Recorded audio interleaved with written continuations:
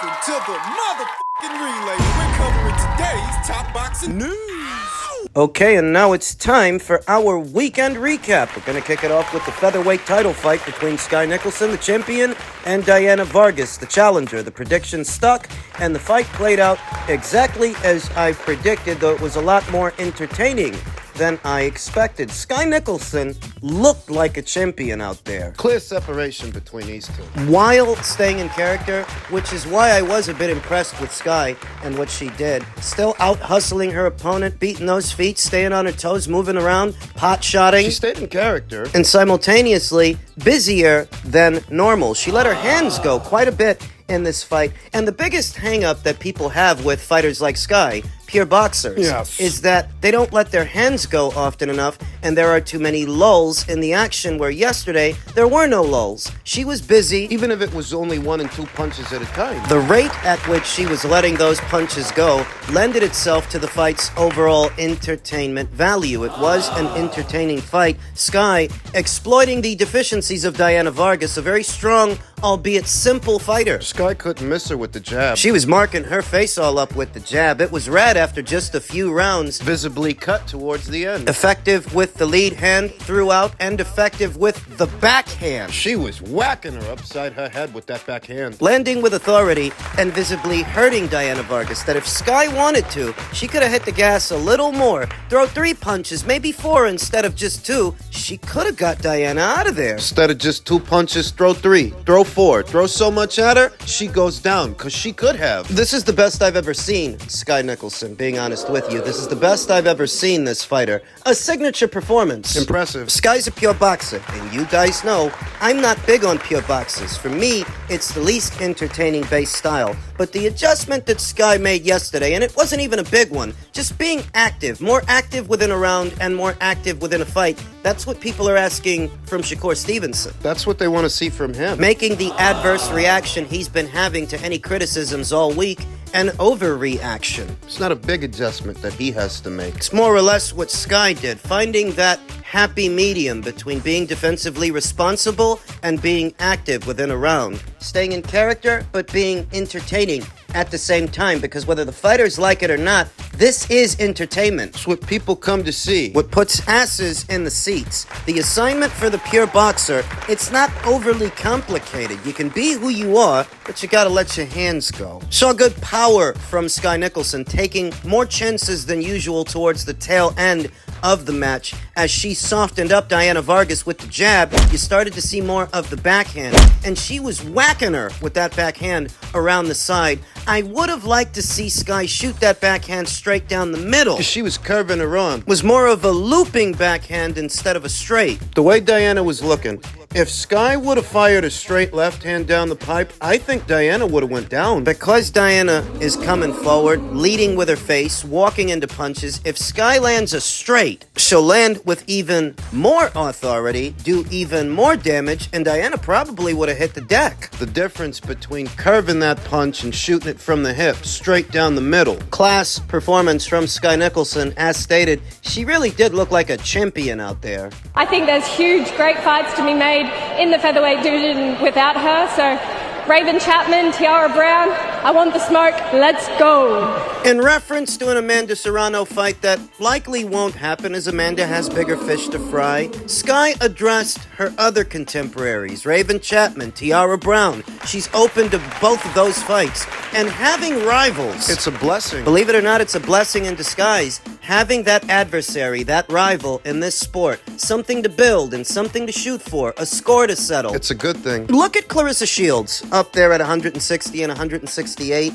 In a short amount of time, she beat practically anybody and everybody that was there, but now she doesn't have an equal. She doesn't have a rival. She doesn't have a super fight. Where Skye has several super fights that she can have. The Tiara Brown fight, the Raven Chapman fight, settling the score with her amateur rival, Karis Artingstall. And that's not even counting unbeaten up-and-comers like Germany's Sophia Leash and Sarah Liegman, veterans like Nina Menke. Former champion in Daniela Bermudez. That for Skye, it's really not all riding on an Amanda Serrano fight. Even if that fight never happens, her division is deep enough that there are plenty of other fascinating fights to make. Congratulations to Sky Nicholson, the still reigning WBC featherweight champion, for advancing to a professional record of 11-0 in what was her very first title defense. Now, in the main event, we saw reigning defending IBF welterweight champion Jaron Ennis make his matchroom debut in good fashion against the game challenger and seasoned veteran in David Avanesyan, who did manage to make things interesting the way that he normally does. That David Avanesyan, you don't have to wait for this guy to let his hands go and start applying some pressure. He does all that on his own. There was a lot of infighting in this fight, more than I expected. Because I didn't expect Boots to sit in the pocket that much. I was expecting him to move around a little more like he did last year with Roman Villa, just playing at the angles and finding holes in the other man's guard. Whereas this fight, this was a phone booth fight for large spells of it, even though it didn't last very long. Very early in the fight, You could see the difference in size between these two guys. Jaron Ennis looked like a goddamn middleweight in there next to David Avanesyan. very big, very strong. Strong. Got in with a shot that sailed very low. Cock shot. Caught David Avanesyan well below the belt line, right in the family jewels. And it took David Avanesyan all of 5 minutes to recover from the blow, rise to his feet, and continue. Yeah, I don't think he was hamming it up. He got punched right in the groin. The byproduct of all that infighting they were doing, they were both spending a lot of time in the phone booth, deep in the pocket, trading punches. The headshots weren't always getting in for Jaron Ennis because David Avanesyan was tucked right behind that guard. A lot of the punches are landing on the gloves, they're landing on the arms, so he starts going for the body. Looking for scoring blows in David's midsection.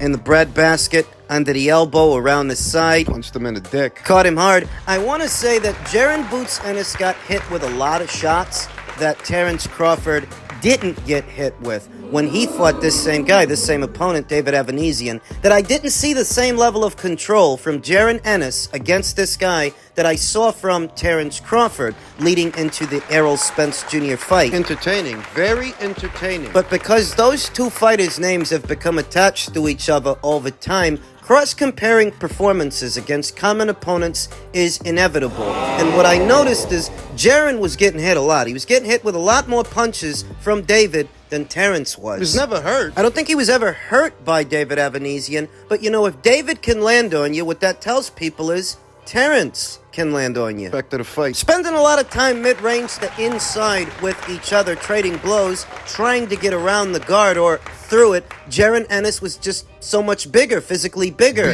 and stronger than David Avanesyan, who was holding his own in spots, but he was starting to wilt. Can't trade punches with this guy, but for so long. Spirited effort from David at the start. Spirited, yes, but ultimately, this is a gunfight, and Jaron Ennis has the bigger guns. It's as simple as that. I believe he dropped David Avanesyan off a clean counter in the 5th round, and David, he didn't come out after the 5th. You saw what direction this fight was going. The beating he was taking was only going to get worse as the fight progressed, so they made the right decision there. I think he broke David's jaw. Boots looked a little rusty. And after the fight at the post-fight press conference, I believe I heard him say that he was a little bit rusty because it's been something like a year since the Roman Villa fight, so there was some ring rust to shake off. You look at the size of him in there, and you wonder how much longer can he keep making welterweight, because he's an exceptionally big welterweight. The division is his for the taking. When you think about the fights he would have to have and the fighters that he would have to go through to see himself crowned undisputed champion at this weight, it's conceivable that he would beat Brian Norman or a Montestanionis or Mario Barrios. The problem is you're on a deadline. You can only keep making that weight for a certain amount of time. So within that time frame, can you make those fights happen? 2 of those guys are at the PBC. The other one is at Top Rank. You can't make this weight forever. So how long is it going to take to make those fights? That's the question. I heard a little over 2 weeks ago that a Montestanionis re-signed to the PBC. Mario Barrios is rumored to be in talks for a Manny Pacquiao fight. That rules them out. Leaving only Brian Norman, who's over there at Top Rank. He hasn't been elevated to full champion yet, though it's conceivable that he will in the coming months. And these are the fights that Jaron Ennis needs to become undisputed champion at this weight. You start to wonder if that dream will be realized. It doesn't boil down to ability. I think he can beat those fighters. It boils down to availability. Not just ability. Crowd-pleasing fight with a crowd-pleasing finish. Jaron Ennis versus David Avanesyan broke a 46-year record. The 14,930 people in attendance at Jaron Ennis' world title defense against David Avanesyan was the biggest crowd for a fight in Philly since Marvin Hagler's win over Benny Briscoe back in '78. I think they should get him back out there as soon as possible. If you can get him the Cody Crowley fight that he was supposed to have, I think you should do it, not because Cody Crowley is some big scalp or some quality scalp, but because you want to keep the momentum going. This is a hometown fight done right. The hometown crowd left happy. They were entertained, and that's what you want, to build that grassroots, solid base for Jaron Boots Ennis, that when he's in Philly and when he's fighting, people want to be there. People are going to show up. You can do that. And so, I'm not the only one that thought Boots got hit a little bit too much yesterday by David Avanesyan. The Errol Spence Jr. faction of fans, one of them stated, a prime Errol Spence beats Boots. And what exactly is a prime Errol Spence? What are we talking about? Pre-car accident? What are you talking about? The version of Spence that fought Kell Brook, I think? Do you guys actually remember that fight? Errol got hit a lot in that fight. What version of him are these guys talking about? The version of him that couldn't knock out a blown-up lightweight and Mikey Garcia with no prior experience as a welterweight? Is that the version of Spence they're talking about? What is prime Spence? One guy said that he can beat him. He can definitely beat him at 154. I don't agree with any of this, by the way. I think Errol Spence Jr.'s whole grift was being bigger. A big welterweight who can throw a lot of punches, and for a period, he was strong. But his defense was always leaky, and unbeknownst to most, I don't think people notice how flat-footed a fighter he is. Or how unrealistic it is to think that today's Errol Spence Jr., even at 154, stands any chance at all against today's Jaron Ennis. Errol's been through the ringer. He got beaten half to death last year. He's going to be breaking in a new trainer. We don't even know if he's going to beat Sebastian Fundora. Did they forget what Errol said via his own social media? That his next fight might be the last time we see him. And why do they think that at this point in his career, Errol would even take a fight with Jaron Ennis? Ennis versus Crawford is more of a conversation right now than Ennis versus Spence. Spence is circling a drain. It's not even saying I expect to see Ennis versus Crawford so much as it's more realistic than anything involving Spence. Spence might lose again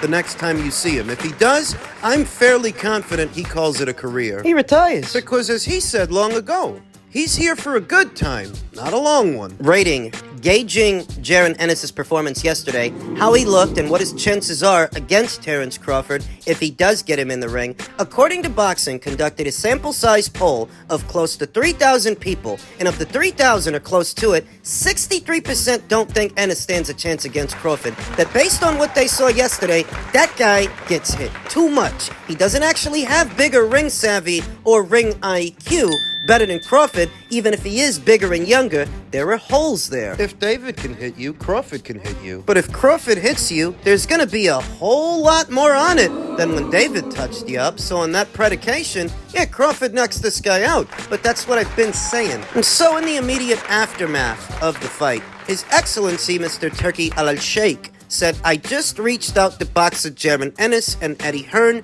to congratulate him on his win, and I'd love to see Ennis in a fight with Crawford at 154 very soon. Jaron Ennis himself stated after the fight, Terrence Crawford or any other big names, let's make it happen. Seemingly non-committal. From where I'm sitting, he seems non-committal to a Crawford fight. Oh, I feel. In the last 1 or 2 years, it's not uncommon to have heard Jaron Ennis name drop Terrence Crawford in an interview, but underneath it all, behind the scenes and the moves that they were making were not geared towards fighting Terrence Crawford, because you were fighting in eliminators for a title he wasn't even holding. You mention him in an interview, then go ahead and fight in an eliminator for a belt he ain't got. Castillo Clayton, Roman Villa, those were IBF eliminators, but at the time, Terrence was an IBF champion, so who are you really after? And I don't think he's really after him now that he has Matchroom pushing him and promoting him. Yesterday's homecoming fight was a successful homecoming fight. You want to build on that. Even if he looked a little bit human to the critics and the boo birds, reacting to that, Shakur Stevenson said, "They're mad at me for not letting my hands go. Now they're mad at Boots for letting his hands go and getting caught with some shots. What the hell are y'all looking for? The perfect fighter? This is why I say fuck y'all. I'm coming out victorious every fight. I will step it up more, but it's a learning process. And getting better is all I care about." Is that the way it is? Are people mad at Boots because he got touched up? No. Nobody's complaining about the fight. It's aesthetic. It's entertainment value. Nobody's complaining about what they saw. They're just evaluating Boots' chances against Terrence based on what they saw. Based on what I saw, Terrence knocks that guy out. But that's what I've been saying. Terrence, who reacted to the fight by saying, "World-class fighter now, huh?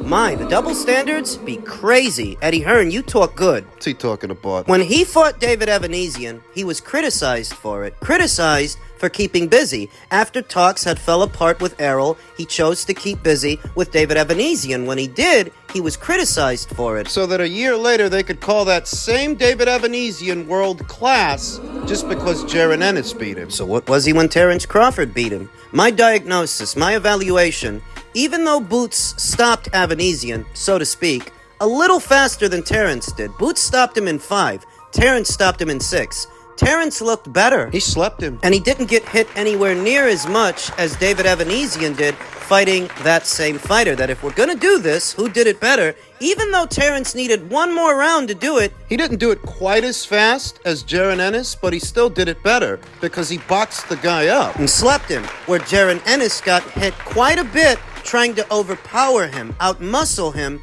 mid-range to inside. He took a lot of shots. What that means? Your ring IQ is not on par with Terrence Crawford's. It's not the end of the world. Because Jaron Ennis is several years younger and comparatively greener, less experienced than Terrence Crawford. The silver lining is, because he's younger, he still has time to improve and round things up. But if we're gonna have this conversation, who did it better? To me, Terrence did it better because he didn't get hit as much, and he still knocked the guy out in about the same amount of time. Ennis knocked him out in 5, Terrence knocked him out in 6. But like I said, he didn't get hit as much, and that matters. I still favor Crawford to win. If they try to make this, and they do, I've got Crawford knocking Boots out of his boots. Yeah, I've got Crawford knocking him out. But you knew that already.